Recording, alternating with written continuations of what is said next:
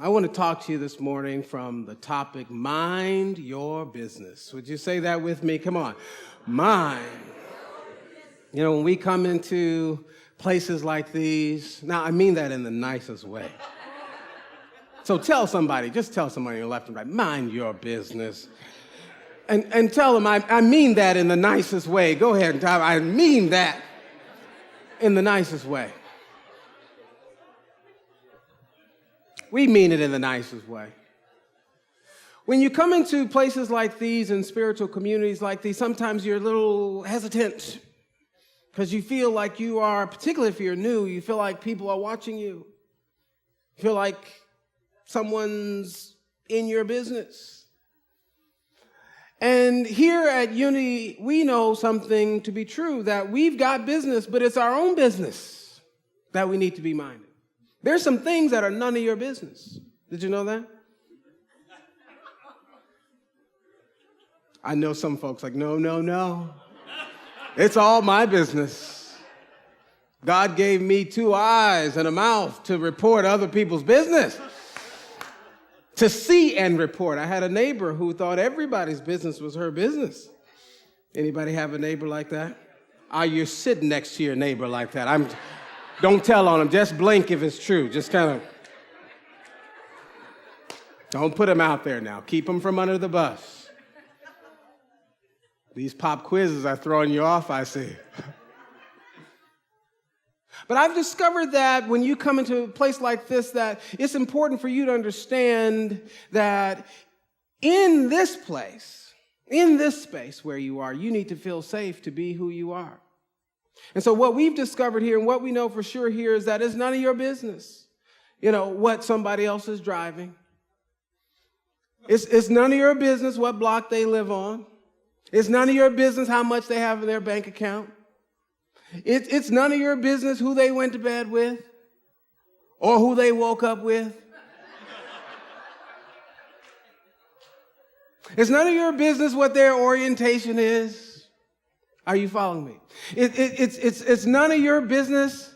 None of your business how they choose to raise their children. It's none of your business. It's none of your business what they call God, if they call God. Are you following me? That we have made it our business here to be about the Father's business, and the Father's business is not my business to be fixing your business. Hello. Are you following me this morning? That we have our own individual assignments, and we have to learn how to become what I want to call spiritually selfish this morning. Now, you don't normally come into church to be told to be selfish, but today, I'm giving you a break. Somebody said, whew, thank God, all this kindness is killing me. I want you to be spiritually selfish, and what I mean by being spiritually selfish is becoming so involved with taking care of your own spiritual business, working on your own soul, working in the garden of your own consciousness that you don't have time to be fixing, worrying, and complaining about somebody else. Is that right? How many of you are going to volunteer just for today? Couple volunteers being spiritually selfish, just spiritually selfish now. That I am focused on me. Look at someone on your left and right and say, I'm working on me. Go ahead. I'm working on me. Now, here we tell you, we believe that each one of us is not a worthless sinner, as I've said before, but a divine center. A place where the presence of God dwells. But we also believe here that you're still a piece of work. You know what I mean? You're not quite off the hook just because you're divine center. Do you understand that? That each one of us has some work to do on ourselves. Is that right? And to tell ourselves that we don't is to be in an illusion. Now, if you don't believe me, those of you who have no work to do on yourselves, levitate right on up out that seat. Just go ahead and show me. No, I want to see it. I want to just levitate right on up. Any levitators in the house today? It's harvest season. And during harvest time, we think of this great, vast abundance that is available to us, usually in some form of crop, right? That is ours for the asking, is ours for the taking. And when we're talking about your harvest, my harvest, metaphysically or spiritually speaking, what we're talking about is the full benefit of your potential. The full measure of your potential. Say, I want the full measure of my potential. Come on, say it again. I want the full measure of my potential. How many want to reach your potential? I mean, really be all that you can be. You remember that Army song, Be All That You Can Be? I mean, it had a nice ring to it, right? But I mean, how many really want to be all that you can be? And when I'm being all that I can be, I am truly maximizing my potential. But I can't maximize my potential if I have made your business my top priority. Are you following me? I can't reap my harvest. You see, the harvest is there. Let's read what it says in Matthew 9, 30. I'm going to start 35th verse. Then Jesus went about all the cities and villages, teaching in their synagogues and proclaiming the good news of the kingdom and curing every disease and sickness. When he saw the crowds, he had compassion for them because they were harassed and helpless, like sheep without a shepherd. Then he said to his disciples, the harvest is plentiful, but the laborers, everybody say the laborers, but the laborers are few. Therefore ask the Lord of the harvest to send out laborers into his harvest. We know that familiar line. The harvest is what? Plentiful, but the laborers are. If I've got my eyes on somebody else's harvest, it explains why I'm feeling jealous. Why I'm envious, because I'm putting my good out there over there. Why I'm comparing myself to other people. Are you following me? I'm looking out at your harvest. I'm looking at your potential. And I'm directing away from myself any responsibility for reaping my own. Are you with me? The harvest does not, ready? The harvest does not reap itself. We have a garden in our backyard, and recently someone came over to visit with us, and I can't think of who that was. Reverend Eric. Eric came over to visit with us, and he looked out at the garden and said, what happened to the garden? I said, we ate it. It looked a little dilapidated. It looked like it was finished. I said, we ate the garden. We went out to our garden and withdrew the fruit that was there so that it would not wither on the vine.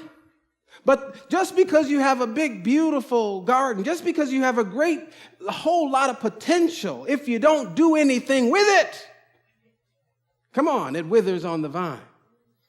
Are you following me? And sometimes we walk in these doors, as I talked about recently, we walk in these doors and we're going through and growing through a whole lot of stuff. Anybody know what I'm talking about?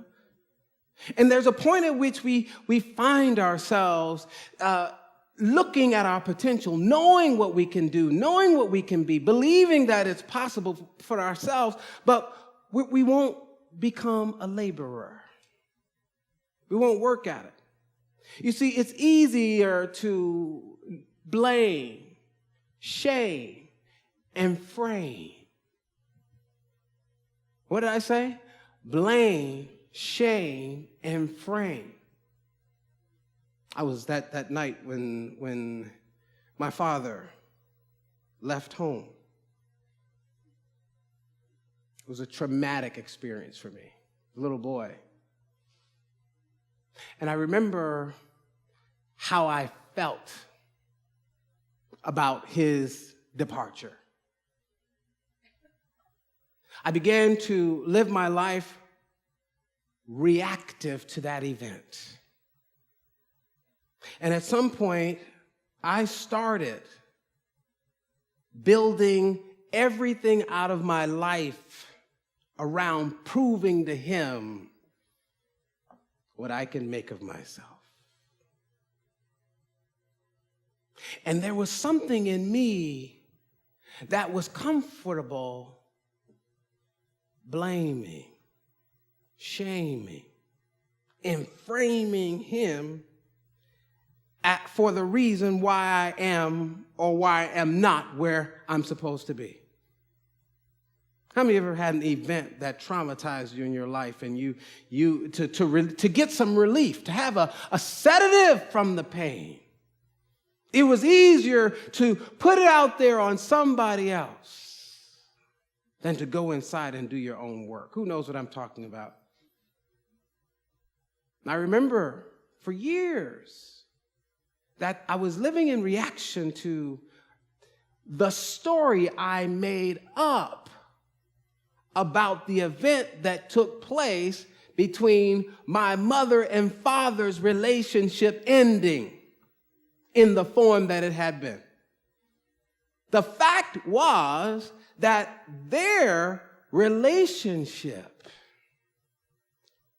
as it was complete. Do you get that? And the way I wanted to interpret it was that he left home and this happened to me. And so I've got to be in reaction to these painful events that take place in my life. Who knows what I'm talking about here? I want you to dig in this morning into your own soul and look at your own garden and find out where are the places and spaces that you are blaming and shaming and framing, not taking ownership of how you're choosing to see and experience your life. Harvest is plentiful. You've got a lot of potential. You've got a lot of possibility. You can let the experience of the rape make you a rape victim, or you can have it make you a victorious conqueror in your life. It's up to you how you want to interpret that event. Are you following me? You can let the cancer make you a cancer victim, or you can have yourself be a cancer conqueror. It's just up to you how you choose to labor on your soul, how you choose to interpret what's happening in your life.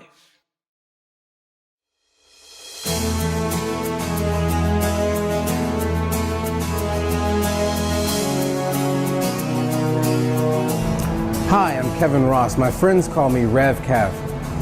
Welcome to Unity. Come on in. Unity is a positive path for spiritual living, and no matter who you are, where you're from, when you're here, you're at home. This is a soft place to land, a place to heal and a space to grow for the traveler on the spiritual journey. What's cool about being here is that you get to take and shape your own spiritual destiny. You know, if you're a fan of Wayne Dyer's or Anthony Robbins or Marianne Williamson or Deepak Chopra, you're among the family. You have found your tribe right here at Unity of Sacramento. And that's exactly the type of message that we bring here on a weekly basis. Our classes, our workshops, our seminars, our learning opportunities are all geared toward you deepening your connection to spirit and then exploring and releasing your authentic self through ways of service, through ways of purpose, passion, peace, and prosperity. We want you to make a connection here with a community that's open, receptive, and affirming of who you truly are. The world can't wait to see you shine, and Unity is the place to bring it out. We look forward to welcoming you to our spiritual community, supporting you on your journey, and seeing you shine. Welcome home. Come and celebrate with us.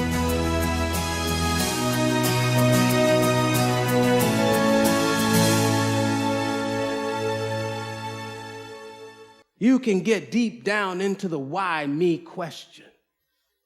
Oh, and that's a bottomless pit, I think you should know. I mean, who else would you recommend? Is all I'm saying. Are you following me this morning? And I'm sure you've got a nice list. Well, let me just say, I just got a few people, in fact, right here. And isn't that what we do? That's what we do. We get busy rather than dealing with ourselves, collecting evidence outside of ourselves so that we can be judgmental and pointing out the faults of others. So we've got some business to do, and it's minding our own mind. Place your consciousness where it belongs, and it belongs in your own yard. Are you following me? So I'm bringing you home. Come on, I'm bringing you home. I'm bringing you home. I'm bringing you back. Come on, I'm bringing you back. I'm done worrying about everybody else's business. Come on, say it out loud. Preach to yourself. I'm done worrying about everybody else's business. I'm done solving everybody else's problem. I'm done living in reaction to all the events in my life. I'm taking my life back. I want my whole garden. I'm eating it all. I'm eating the whole thing. Are you following me? I want you to reap your harvest, but you can't reap your harvest out of someone else's garden. I've got to get my own garden. Got to get within my own soul. Are you following me? And doing that can be difficult, it can be painful, it can be challenging, but it's possible and powerful when you do it. Because once you take stock through your thinking, our second unity principle is the value and power of thought, that I am the thinker that thinks the thought that makes the thing. Thoughts are things, and I am the thinker that thinks the thought that makes the thing. And if I want something new in my life, I've got to start thinking a new thought so I can make a new thing. Hello? Huh?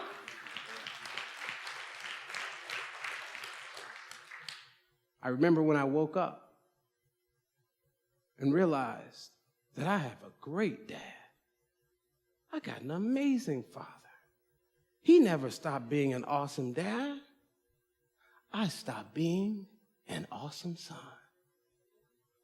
He didn't turn his back on me. I blamed him and turned my back on. How dare you do that to me?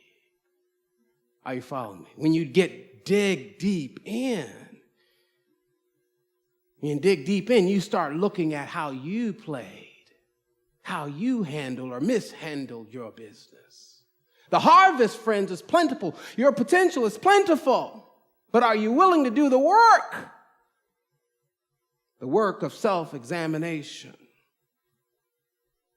What is our work? What is our spiritual work? The work of naming. Every one of us has naming power. Say, I've got naming power. Whatever's happening in your life, you can name it whatever you want to name it, and that's what it will become. Start naming it good. Start looking for things to name, to claim, and to praise in your life. Let me name something good. Find something quick, it's good. If it's raining outside, look how wonderful a day it is. We've got rain. Name it what? Name it good.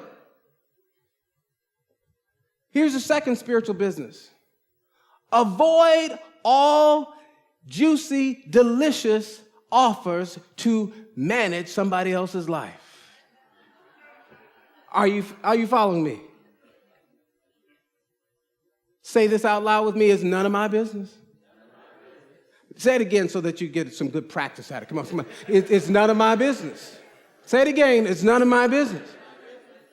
Because they can bring you some good, juicy, delicious, can't they? Yeah, they bring it right up. It always starts like this. Did you hear?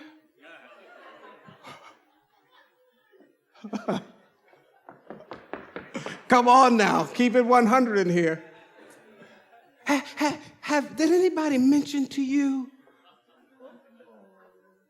And it's just so good, isn't it? It's just juicy, delicious. And here's what you say. No, but today I choose not to know. Come on, try it. Come on. Today I choose. Come on. Not to know. I'm too busy working on Kevin Ross to be minding your business. Parents, you cannot drive your car and your child's car at the same time. You can't run your house and your child's house at the same time. Are you following me? So let me give you some relief. Go ahead and let them mind their business too. Are you following me? Oh, Rev Kev, you just haven't been on the earth long enough. Wait till you're, no, I'm working on mine right now. Telling my children, right, okay, did you make your bed this morning? Well, I thought you might help me pot. No, I didn't sleep in it. Are you following me? Get them ready, because Anita and I've got cruises booked out into 2030, vacations planned, travel, dates, everything. We do plan to go to their graduations from college and so forth, but we're gone. Are you following me? I'm just saying now. They book out pretty far in advance. You get 20 years out. Our children are on the 18-year plan. But let's go back to now. So, our business here, my business is to work on me. It's to work on my own soul. It's to get clear. It's to get clear that I want to name it good. I want to claim something for myself that can only be claimed by me. No one's going to walk up to you and hand you the life you deserve. You've got to claim it. Say, I'm claiming it. I'm calling it my own. I'm calling it unto myself. I don't need 5 people to give it to me. I've got naming power. I've got claiming power. I claim the life that I deserve. And then you start calling it in. You start calling it in. And then you get in your garden. Once you go and start working on your own business, start tending and tilling the soil in your own garden, then you will come to meet the master gardener. But if you're not there long enough, you won't meet the gardener. You will come to discover that there's help if you stay in the garden long enough.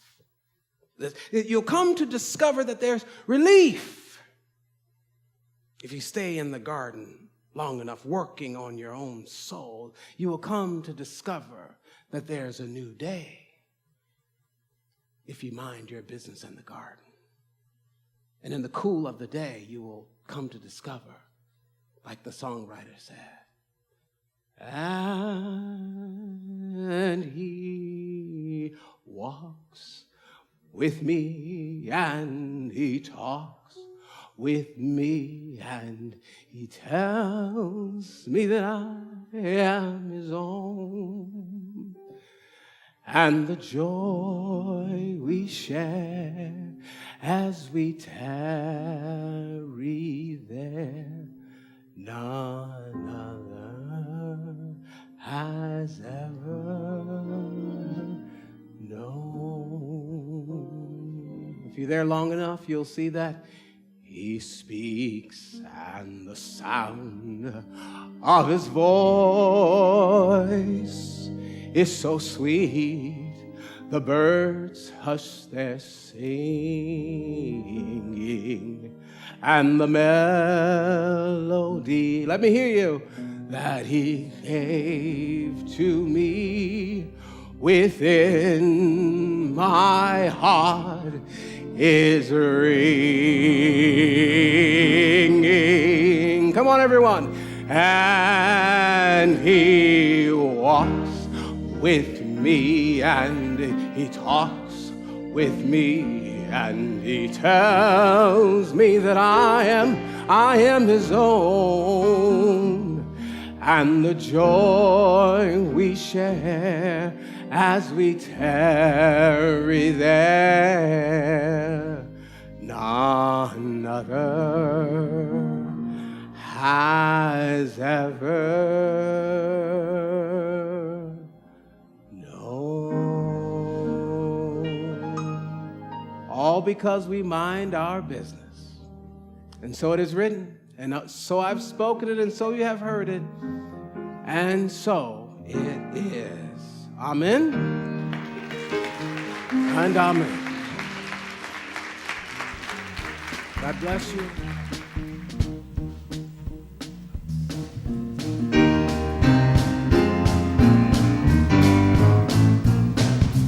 I feel the Spirit in my life.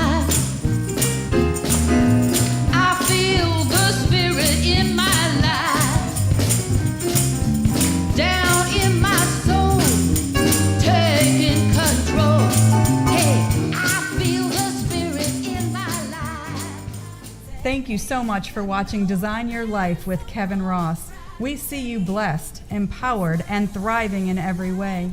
Please visit us online today at unityofsacramento.com or come and visit us in person for one of our exciting weekly celebration services at Unity of Sacramento, 9249 Folsom Boulevard in Sacramento, California.